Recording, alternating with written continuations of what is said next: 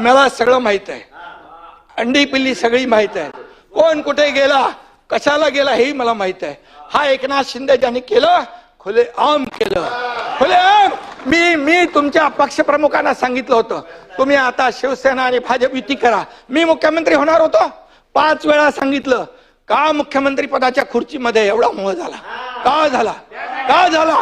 जे बाळासाहेबांनी सांगितलं होतं करू नका, काँग्रेस बरोबर जाऊ नका, तुम्ही का गेले?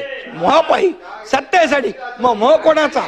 अरे आम्ही तर सत्तेवर लात मारली, आम्ही तर मंत्रीपद सोडलं 8 लोकांनी. तुम्ही सोडणार का मंत्रीपद? आम्ही मंत्रीपद सोडलं 8 मंत्र्यांनी. आम्हाला काय माहित होतं की आम्ही काय होणार आहे आमचं? आणि म्हणून आम्ही एकतर लढून जिंकू किंवा एकतर लढून शहीद होऊ असं म्हणून आम्ही लढलो. तुम्ही आम्हाला काय सांगताय?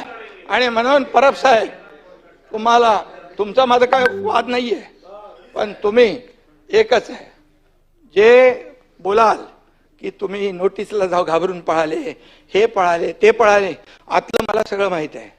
कुणाची नोटीस थांबवायला काय काय केलं सगळं मला माहित आहे. त्याच्यावर तुम्ही जाऊ नका. तुम्ही फक्त बघा,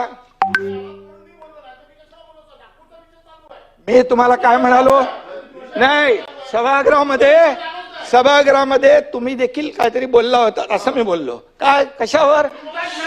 छळ छळ छळ छळ झाला. तर तुम्ही इथं बोलले होते ना, बसून बोलू नका. संभाजीराजे मी काँग्रेस प्रदेशाध्यक्ष आणि देवेंद्र फडणवीसांच्या बद्दल बोललो की त्यांनी म्हणाले की औरंगजेबासारखा